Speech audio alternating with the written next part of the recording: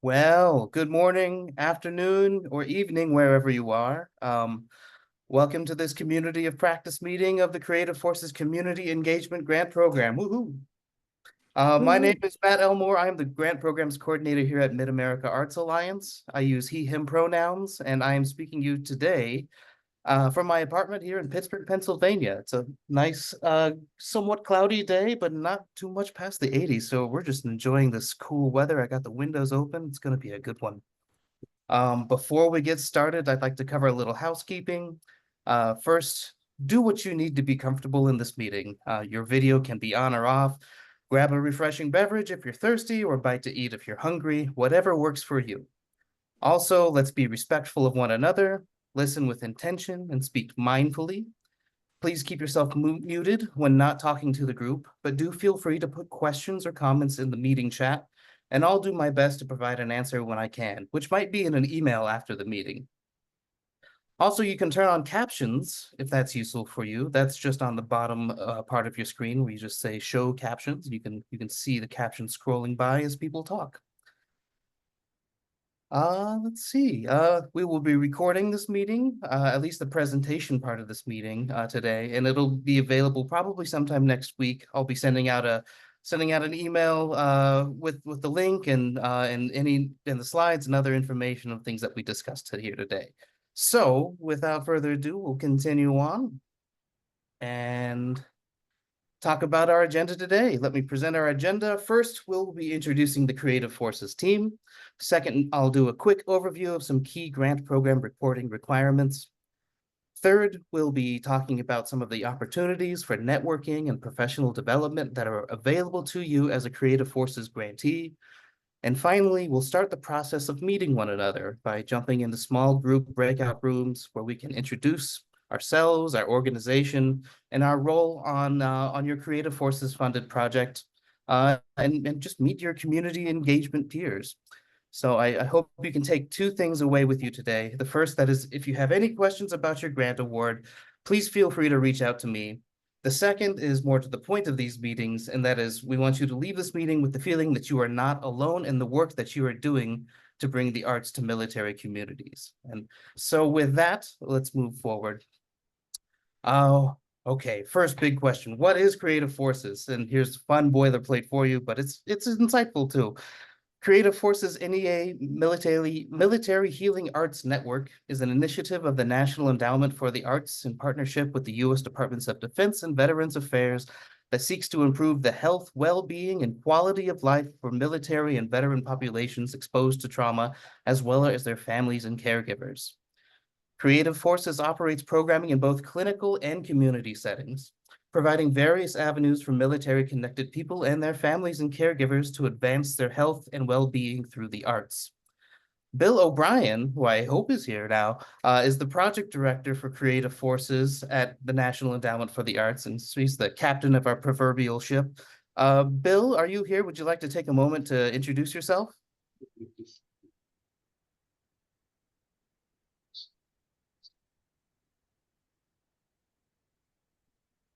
As he checks the well, Bill might not be here yet, so we can move forward.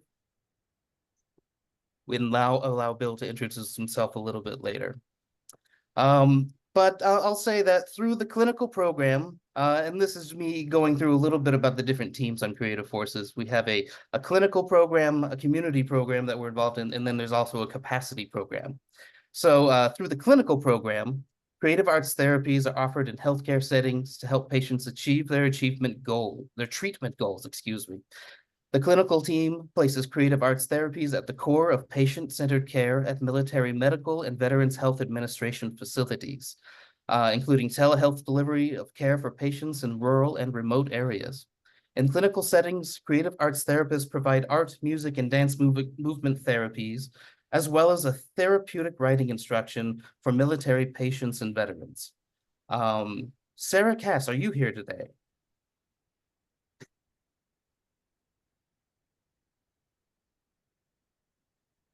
Not yet. That is all right. I'm not quite sure what happened to our colleagues. Maybe I sent the wrong invite, huh? No, that's all right. Everybody will get a chance to introduce themselves later on if they're able to come. I'm sure they had said meetings that are running over a little bit. So, um, but I do know that I could talk a little bit about the capacity team. So supporting both the clinical and community programs. The Creative Forces Capacity Team develops toolkits, training materials, and other resources to support best practices in serving military-connected communities through the arts. The Capacity Team supports network building across the Creative Forces. Also, the Capacity Team are experts in working with grantees to share the story of the work that you do and the communities that you serve. And I believe this is gonna land quite well. Joining us today is Lynn Osgood of I'm Civic Arts, here. who leads the capacity team. Lynn, thank you for being here. Would you like to introduce yourself and the work your team does? I'll actually stop sharing my screen and allow you to share yours if you'd like. That sounds great. Thank you, Matt. Thank And you, it's Lynn. wonderful to be with everyone, and it is always such an honor to work with everyone and all the incredible work that you do. I lead the capacity team, which is a very odd name, but basically our work is to support you all in the program and help get the word out across the nation about the good work you're doing and why it's important, and make sure that that gets out, that message gets out, both in terms of the research, but also the stories and the ones that you are creating on a day-to-day basis. I'm sure you've seen the project website. That is a new website we've created over the past year. It is just a starting website. We'll be building it and adding more resources over the next year. And also what you'll see coming out is a number of videos. We're calling them impact narratives. The first set that we did were on community grantees, specifically Exit 12, Path with Art, and Operation Frontline Families. And in the next year, we'll also be telling many clinical stories. So Matt, I've got a 2-minute video about the Exit 12 impact narrative, so you can see the type of work that the team does. And our partners are Civic Arts, and then we work with Flannel and Blade on videos, communications, and webinars, and then HyperAct, who helps us with design and website development. So let me share screen, and hold on 1 second.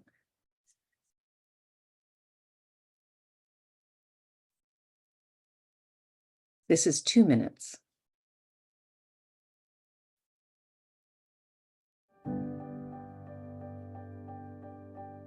Dance has a way of transforming the way we embody military training. Military members are much like dancers. They learned choreographed movement, and then they might have a couple of minutes or a couple of hours to actually perform their choreographed movement in the theater of war. Dance offers the opportunity to move people away from that harsh military training into a space where they can reconnect with love, with joy, with imagination, and with others again. I volunteered for Vietnam in 1969. 79 days and I had a breakdown. When I came back, I traveled for months, hitchhiked all over the country. I was a mess and I didn't know how messy. I was a medic on the front lines, running medical support for convoys, which is like 911 on the road. My transition to the civilian world was very challenging. I'd grown up in some chaos. I was really searching at a young age for stability. Around 19, I joined the Navy to become a cryptologist. I was stationed in Japan, where I spent 3 years. I'm a retired Army officer after a 30-year career. It's been a very hard adjustment to be fully in the civilian world now. In some ways, you feel adrift.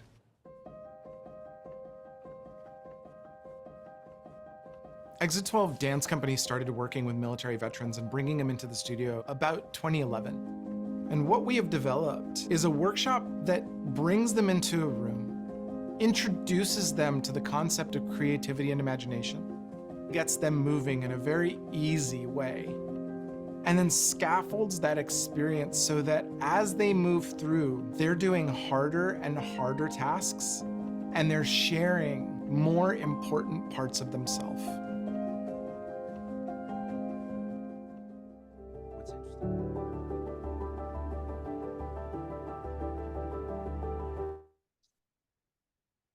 I'll end that there.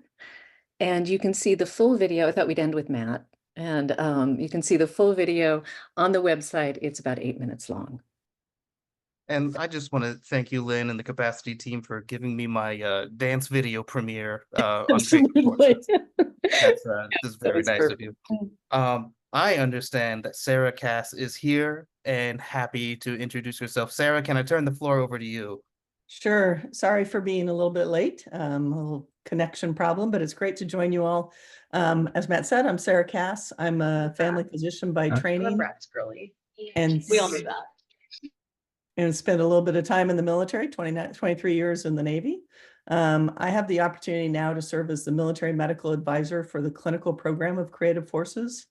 That means that I oversee about 25 to 30 creative arts therapists who work across 12 sites, providing clinical care using art, dance, and music therapy as the way in which they connect with patients. They're busy, those therapists, and what we know is that many of those patients benefit from continuing on with community arts engagement after therapy to continue their journey of recovery and healing in a space in community, because being healthy in a clinical setting isn't the goal. Being healthy in community is the goal. So having a place where we can work closely with you all to hand patients off and have them participate in your programs. And for many people, they'll start in your programs. Maybe some of them need to come to a clinical program, but many of them don't.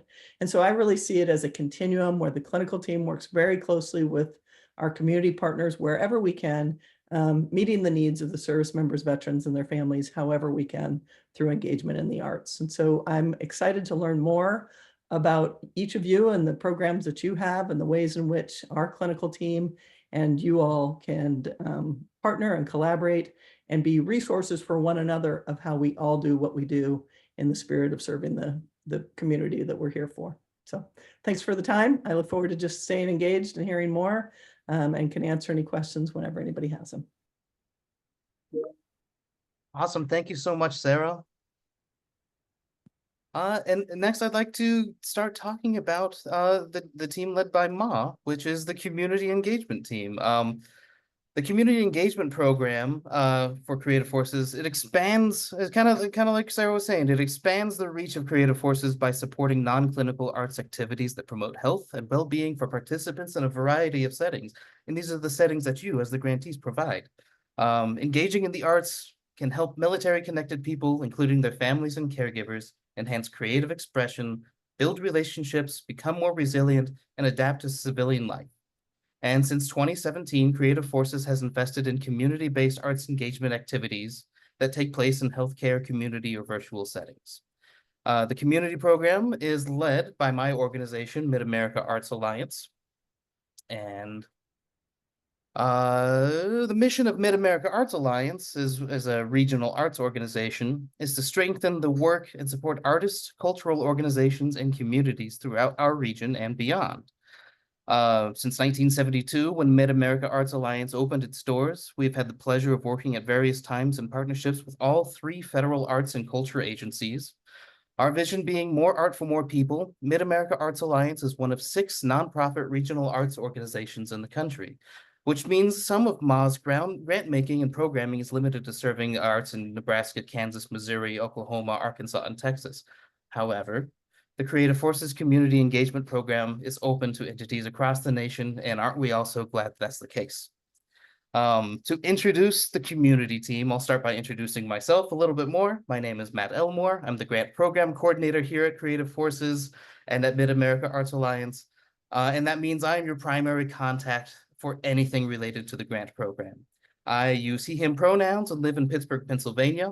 Outside of my career in grants management, I have a background in music and have a PhD in music theory and composition from the University of Pittsburgh.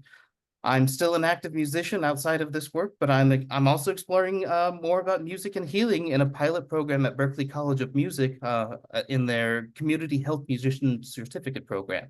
So I'm happy to be learning a little bit more about the work that you all are doing on a daily basis, and I'm not just a head in the sky administrator all the time. So next, I'd like to turn it over to my supervisor, Christine, to introduce herself. Christine? Hey, Matt, thanks. I'm Christine Bile. I'm the Director of Arts and Humanities Grant Programs for Mid-America Arts Alliance. Mid-America's Arts Alliance is located in Kansas City, Missouri. So if you're ever coming through town, please feel free to drop by and say hi. If you can't reach Matt for some reason, feel free to reach out and contact me, and I'll see what I can do to answer your questions or concerns or hook you up with whoever it is that you need to speak to. And with that, I will turn it back over to Matt. I also understand that our CEO, Todd, is on the line. Todd, would you like to just jump on and say hi real quick? Yes, Matt, thank you. Hi, everyone. I'm grateful to be able to join you today from Houston, Texas. I just wanted to quickly say congratulations to each of you for receiving a Creative Forces Community Engagement Grant. I also wanted to acknowledge the great work of Matt and Christine, my colleagues from Mid-America, and express my gratitude for our relationship with our friends from the National Endowment for the Arts. So congratulations, and I can't wait to see what comes of this work. Thank you so much, Todd. MA also contracts with experts to support the grant program, and this includes Art DeGroat, our military affairs advisor, who helps us ensure that the grant program is designed and implemented in a way that meets the needs of military communities. Art is a retired lieutenant colonel in the U.S. Army and is also the executive director of military and veteran affairs at Kansas State University. Art, would you like to say hello? Yes, welcome everybody. And again, I would reverberate Todd's remarks of congratulations to receive this important grant. This is the second cohort going through this community-based arts program. And what we've learned from the first group was that it's quite transformational, not only for the work you do for our veterans, but transformational in what happens to your arts organization by working with this very, very special community. My expertise is in military cultural competence, having been a third-generation military person, having had a career to include combat, and in transition to civilian life, I went back to school and got my advanced degree studying the human climate science of veterans transitioning back to civil life and communities and the workplace. So please reach out to me if any of you are new in working with a military community or having some new issues or concerns or questions. I'm very active in the current military community, the veterans community, and my job is to help all of us become more effective at dealing with our military community and veteran community. Like Matt, when I'm not doing that stuff, I'm also involved directly in the arts. I'm an executive producer of one of our alumni organizations, Diablo Veterans Project in Los Angeles. In fact, I'm going to LA next 2 weeks to work with them some more. I'm also on the board of On Guard Arts, a theater company and production company in New York City. They did in 2014 one of the biggest. It was the first and biggest veterans theater program called Base Track Live. Did 40 cities. And I'm also on the board of the nation's newest immersive and virtual art gallery called the Museum of Art and Light, which will be opening up in November in Kansas. So I'm a practitioner as well. I've worked with 32 different programs in community-based arts over the last 17 years. It's my passion, as I'm sure it is yours. And I'm just thankful that Mid-America Arts and NEA and Creative Forces allows me to be a part of this. And so please email me, call me, text me, anything I can do to help. And so thank you very much, Matt and team. Thanks, Art. Finally, I'd like to introduce you to our experts in data collection, evaluation, and technical assistance from Veritas Management Group. Monica, Udawak, and Aisha, can I turn it over to you to introduce yourselves?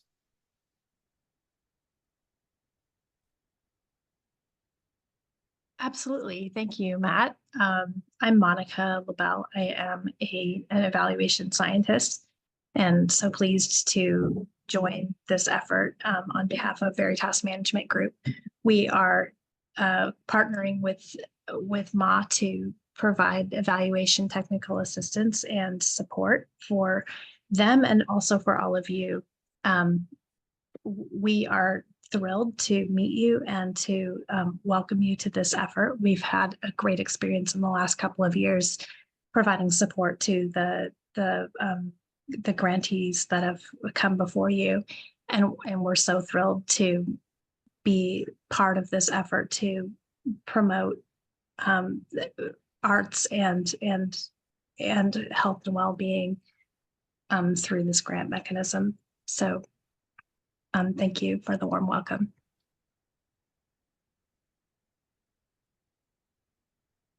Good afternoon, everyone. I hope you're able to hear me well. My name is Udo Bassi. I am a program evaluation specialist and supporting the team to provide evaluation services and support. Yeah, I'm happy to be here and happy to meet you all. My background is in public health, and so I've been working in the space of evaluation in a variety of different contexts. So happy to lend support in that. Thank you. Good afternoon, everyone. My name is Aisha Rasul. I'm also an evaluation specialist at Veritas Management Group. I've been working with Veritas for over a year and with the Creative Forces community team as well for about a year. My background is also in public health, where I've studied public health interventions and evaluated public health programs. And I'm looking forward to connecting with you all very soon. Thank you. Thank you, team. We'll learn a little bit more about the services that Veritas has to offer you in a little bit. But now that you have a basic idea of the who's who of Creative Forces, I'd like to shift to an overview of some important administrative requirements of your grant award. Everybody's favorite thing, I know. But I'll try and make it quick and painless. But it's also informative and important things that we all are responsible for. So the first requirement is rather broad. It includes basically just following the grants management requirements that are found in your grant agreement. We're all responsible for being good stewards of public funds. And by following the compliance requirements found in your Creative Forces grant agreement, and this also includes adherence to the grants management requirements for federal awards that you can find in the uniform guidance put out by the Office of Management and Budget at 2 CFR Part 200. If you don't know what that is, that's okay. If you ever have questions about it, please feel free to let me know. I won't go into detail about every single accounting or record retention requirement, but if you ever have a question about an administrative requirement in your grant agreement, please feel free to reach out to me. The second requirement is the submission of the interim and final reports. So let's do a quick overview of those reports now. And the interim report, which most of you have submitted already, is due at the beginning of the grant. And essentially, it asks for updates on your project. It's totally reasonable that some things might have shifted in the 6 months that have elapsed since you applied for this grant and now. So we want to make sure to understand that if there has been any changes to the project scope, goals, and budget, that we can accommodate that. We also ask on that report for any key dates or events in case there's an opportunity for the Creative Forces team to be there or find a way to support your event and help tell the story of your work across the nation. So that's the importance of the interim report. The final report, coming to the very end after everything's done, the final report is due 30 days after the end of the grant period. So if you're just now starting a 1-year grant or entering the second year of a 2-year grant, your final report will be due in July of 2025. And if you're starting a 2-year grant right now, your final report will be due in July of 2026. The final report asks for a description of project activities in terms of what was accomplished, what challenges were encountered, who benefited from the project, and what did you learn from your experience, and if there was improvement in your organizational capacity to improve or expand on projects like this. The report also asks for project activity data, such as the number of participants served, the number and types of project activities that took place, and how many people worked on the project. So if you're not accustomed to keeping track of numbers like that, now's a good time to start to think about it. And we're here to help you too. The final report also requires you to report on all acquired funding that went towards the project. And for context, that this grant contains a minimum 1-to-1 cost share So we need you to identify the source and amount of all contributions to the project, be they other grants, private donations, in-kind contributions, or organizational cash reserves, whatever funds are being put up to meet that one-to-one match requirement. And you can go beyond the one-to-one match, but again, if you have any questions about that requirement, please feel free to reach out to me. Finally, I'll note that two-year grantees, two-year advanced grantees are required to develop or refine an existing logic model that's relevant to their grant project over the course of the grant. And Veritas Management Group is here to provide grantees, all grantees, in fact, with technical assistance on logic model development if it's reasonable for you to do so, as well as data collection and evaluation practices. So more on that a little bit later. So that's getting into what the final report asks. So the third requirement is that you keep us informed on key project dates and events, or send us photos of your participant in action, of course, when it's reasonable, and follow the crediting requirements for publications promoting your grant project. For project updates, it's important that MA is informed about newly confirmed dates or changes to dates for project events, because we want to be able to support your events as much as possible. And so we need to know when they are to do so. If your project encounters any major changes in scope, budget, or key staff, also please let me know by sending me an email.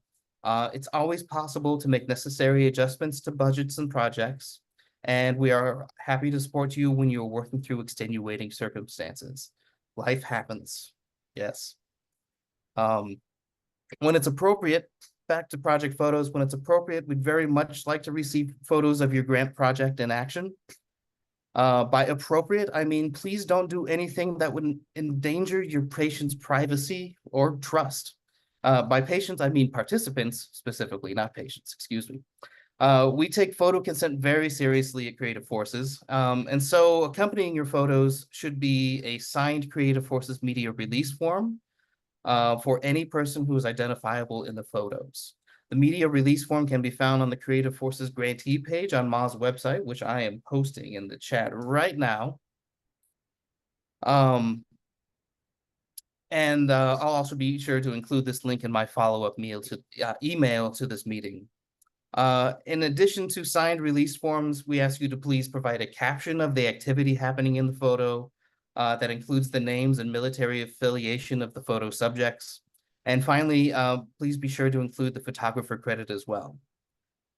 If you have photos that you'd like to submit to us in the immediate future, like in the next month or two, please go ahead and do that with me via email. But in the coming weeks and months, we're going to be switching to an online form to help streamline that process. So updates on that will be coming soon. Just a few more points to cover on grant requirements. Next is crediting requirements. It's a good thing when that the public understands that that taxpayer funds were used to support your work. So all grantees are required to add the Creative Forces crediting language and logos on your website and other materials related to your grant project. Again, the crediting language can be found, and the Creative Forces logos can be found on MA's Creative Forces grantee webpage, which I've posted a link in the chat. Finally, this is a big one. Please tag Creative Forces in your project-related social media posts. Our team is always happy to spread the word on the internet. The Facebook, Insta, LinkedIn, and YouTube handle is NEA Creative Forces, and the handle on X is @NEA_CF Network. Okay, let's get past requirements. Let's talk about opportunities for networking, professional development, and capacity building. The first opportunity to mention is the community of practice meetings, which is what we're doing right now. These meetings are for networking and discussion with folks who are working to provide arts engagements to military-connected communities, to prepare for and reflect upon the in-person convening that will be happening in February, and to receive updates from the Creative Forces team, like me talking at the moment.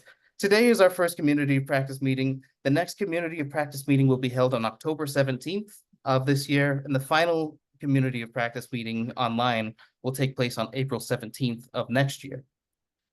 In the coming days, I'll be sending out calendar invites to these meetings so you can have them on your calendar. A major highlight of the year is the in-person convening of Creative Forces grantees at the NEA offices in Washington, D.C. The convening is a place for you to network with one another, learn from one another's experiences in doing this work, and learn from subject matter experts on topics related to serving military-connected communities. MA is able to support up to 2 representatives from each grant project to attend the convening. So please be considering now who from your organization might be best suited to attend. We're also hoping to have several grantee-led sessions this year. Over the last 2 convenings, we've learned that the lived experience of our grantees presents the most engaging, productive discussions and lessons learned. So this is an opportunity to share your strengths and ask questions about the issues that concern you. In the coming months, I'll be distributing yet another form, the convening session proposal form, where you can formally describe the subject and format of the session that you might be interested in leading with other grantees and identify the resources that you would need to present it. However, in the meantime, if you have any thoughts about what you'd like to see happening at that convening when we all get together in February, please just shoot me an email and I'd be happy to hear ideas. Finally, as promised, as a Creative Forces grantee, you have access to the services of Aisha, Uduak, and Monica at Veritas Management Group. In fact, I'm going to turn over the floor to Monica to introduce this great partnership opportunity. Monica? Thank you, Matt. I'm going to reiterate what Matt just said, which is that we are a resource to you and not an obligation. So please don't think of evaluation as an added burden, but more as a resource and an added asset to all that you are going to accomplish with your really commendable work that you've been awarded for.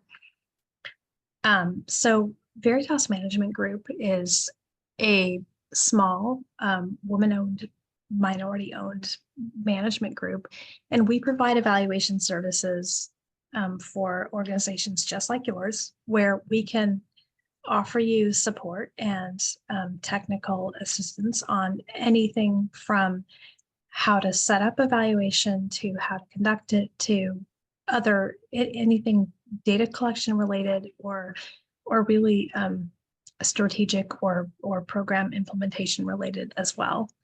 The bottom line is we are here as a resource to support you. We want to see you succeed. We want to help you to tell the story of your success, and we are here as your partner and your friend all along the way.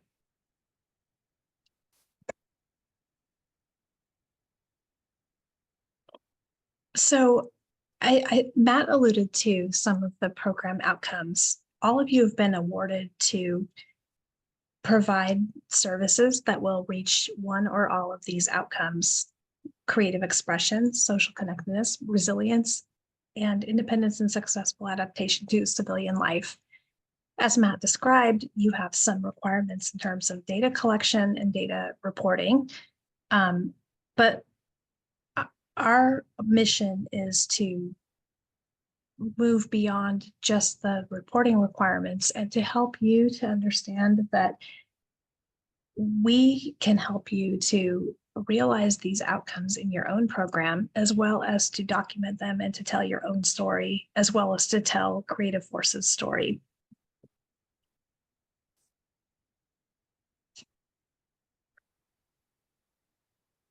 Evaluation can do several things. As Matt described, there are some requirements in terms of reporting on your data in order to receive your grant requirements.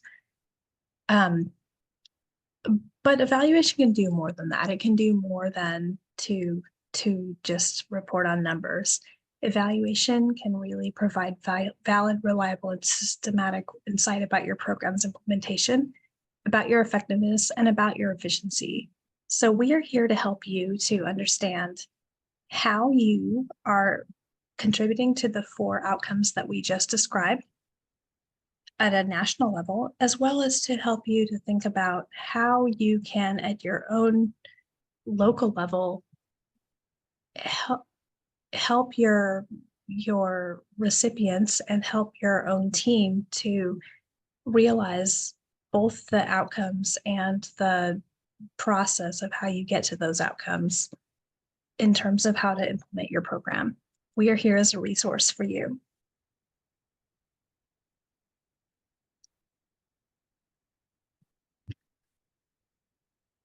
So our technical assistance model has three components. One is a group component, the second is a peer-to-peer model, and the third is an individual component. As far as a group component, we are here to provide to you some tailored tools and resources that will allow you to connect with peers who are similar to you, and as well as to use resources that are tailored to the type of model that you are trying to implement to get to the national program goals. We are also here to connect with you at the annual convening and to promote whatever it is that we can do to help you to realize the results of what you're doing, implementation wise, as well as how to document it.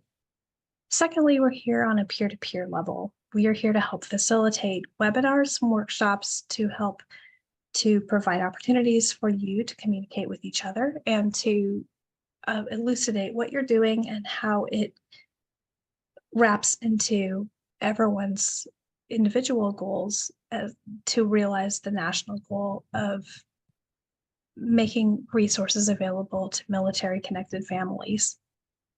And finally, there's an individual component. We are here always year long to work with you one-on-one to offer specific guidance on anything that you might need that's evaluation related. That might be for data collection, it might be for logic model development, it might be for just trying to figure out how to construct an evaluation model for your own individual program so that you have that continuous feedback loop to make sure that you are thinking about how to feed back into your own program on how to implement and also evaluate what you're doing along the way so that you have success and feed into the national goals. We are here for any of that. And we are here in an adaptable way. We are happy to help you to adjust along the way so that you can effectively realize the optimally what you are trying to achieve with your grant program.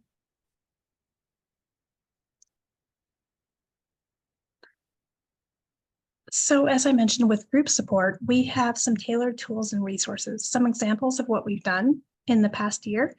We have a recorded webinar and template for what is a logic model. We have some handouts that are available to you on using data to manage and promote your program. We have a video that's available to you on how to utilize and construct participant feedback surveys so that they are optimally effective for you and also not burdensome to implement. We also connected with you at the annual convening and intend to do so again. And so group support is always available to you from us. We also offer peer-to-peer support. So we will, along the year, facilitate sessions where we will provide information to you.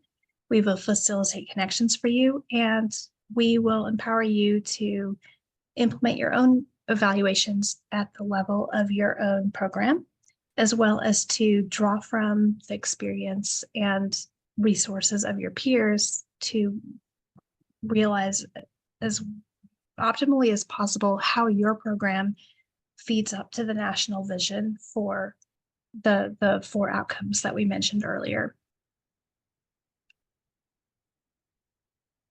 And finally, individual support. We will be reaching out to each of you for a one-on-one conversation early in the year. We want to know what it is that you are trying to achieve. We want to know what your own resources are. And we are here to help you to develop and revise logic models, surveys, other data collection implements, and any other evaluation efforts that you might have in mind for your own grant program. Also, we are here for you for any kind of evaluation question that you may have along the way. That might be how to formulate a question or how to how to maximize resources when resources are limited, how to tap resources from other partners, how to tap into the national vision for creative forces from your own community space. We are here for you for individual support along the way, and we can take questions from you at any time during the year. So finally, we are here, all three of us. You can reach us at the general email address, but we are also here for you individually. We're happy to take your questions anytime and to set up a consultation at any time. The bottom line is that we are very pleased to partner with Creative Forces in that they value program evaluation, and we do too.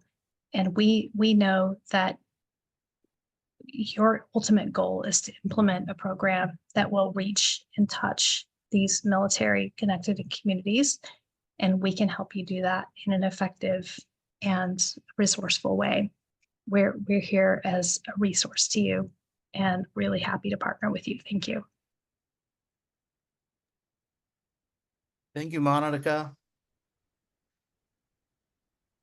Very informative, and I'm hoping that that's inspiring to some of you who have thought about expanding your evaluation work but haven't had the opportunity yet. I really hope that you can take advantage of this opportunity to partner with Veritas and develop your systems.